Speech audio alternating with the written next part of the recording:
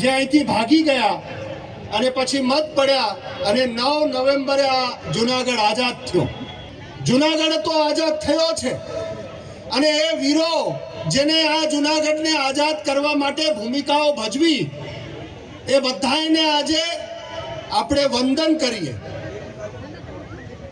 મને ઘણી વખત વિચાર આવે ને ઘણી વખત મારી ચિંતા, તમે કદાચ વિડીયો કોઈ રેકોર્ડિંગમાં કે કોઈ ઇન્ટરવ્યુમાં તમે જોતા હશો, ત્યારે હું ઘણી વખત એવી પણ વાત કરું કે આ જુનાગઢ કેમ મોડો જાગે છે. પછી એમ કહું કે આ ગિરનાર છે ને સૂરજનો આડો ઊભો રહેતો હોય એટલે અહીંયા જુનાગઢમાં 2 કલાક થોડો સૂરજ મોડો આવે. એટલે જુનાગઢમાં સૂરજ મોડો આવે તો અહીંની આઝાદી મોડી મળી, લોકોય મોડા ઉઠે.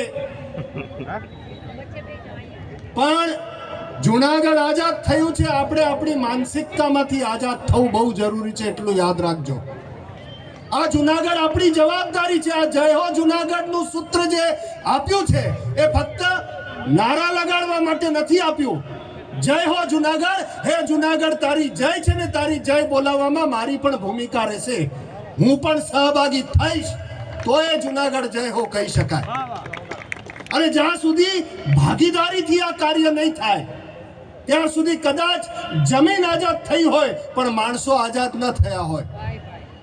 જમીન આઝાદ થઈ ગઈ હોય પણ માણસો આઝાદ ન થયા હોય. એ માનસિકતામાંથી નીકળવું ખૂબ જરૂરી છે. જય હો જુનાગઢ ત્યારે સાર્થક થશે જ્યારે કે આ જુનાગઢને આઝાદ કરવા માટે સરદાર પટેલ જ્યારે અહીં આવ્યા હતા, રાત્રિ રોકાણ ભૂતનાથમાં કર્યું હતું અને આ સભા આ ગ્રાઉન્ડમાં કરી હતી, જેનું નામ અત્યારે બાપુએ લીધું. હું મારા મોઢેથી નહીં લઉં પણ હું એમ કહીશ કે આ જુનાગઢની આઝાદી સાચી ત્યારે હશે જ્યારે આ કોલેજનું નામ બદલી નાખશો તમે.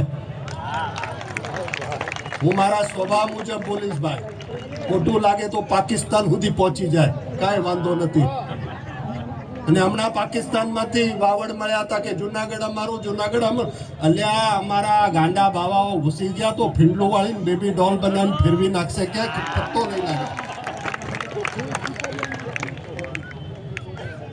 એટલે માનસિકતા એ જય હો જુનાગઢ ત્યારે સાર્થક થશે જ્યારે તમે ને અમે જુનાગઢની જવાબદારી લઈશું. અને જો જવાબદારી નહીં લઈએ તો એટલું યાદ રાખજો, ખાલી આ વાર્તા તરીકે રહેશે. આપણે કાર્યક્રમ કરતા રહીશું અને જે લડે છે, જે બોલે છે, જે સાથે ઊભા રહે છે એના સાથે ઊભું રહેવું જરૂરી છે. આપણે ઘરોમાં પૂરી રહી અને ટીવી ઉપર જોઈને કેમ કંઈ કોઈ કરતું નથી. કોઈ કોણ છે ભાઈ? પપ્પુ બારે નીકળ, એ તું જ છે. જય હો જુનાગઢ તારા માટે, તને જગાડવા માટે જ ચાલી રહ્યું છે. એટલે આપણે બધા એકાબીજાના સાથે મળીને આ જુનાગઢને, આ આપણી ધાર્મિક ધરોહર, આ ગિરનારની ધરોહર, એને સંભાળીને આગળ ચાલીશું. ત્યારે આ જય હો જુનાગઢ સાર્થક થશે. ને મને પૂર્ણ વિશ્વાસ છે કે આ જમીનની પ્રજા, જે સોરઠની ધરા, જે આવા ખમીરવંતા બધા અહીંયા આપણે છીએ માણસો ને અહીંની પ્રજા, આ જય હો જુનાગઢ થશે. અને મેં જે આજે લાગણી સાથે માગણી મૂકી છે એ આપણે જાહેરમાં જ મૂકી છે, જેમાં પત્રકાર પણ છે ને નેતા પણ છે ને સંતો પણ છે કે કોલેજનું નામ બદલી નાખો. તે દિવસે મહેશગીરી બાપુ આખી આતિશબાજી અહીંયા સંતોના સાથે બધા મળીને કરશું. બરાબર છે ને બાપુ? જો મેં રોડ તો આઝાદ કરાવી નાખ્યો, રોડનું નામ બદલી નાખ્યું. સાંસદ બન્યો, મને બહુ ખટકતું તો ઔરંગઝેબ રોડ.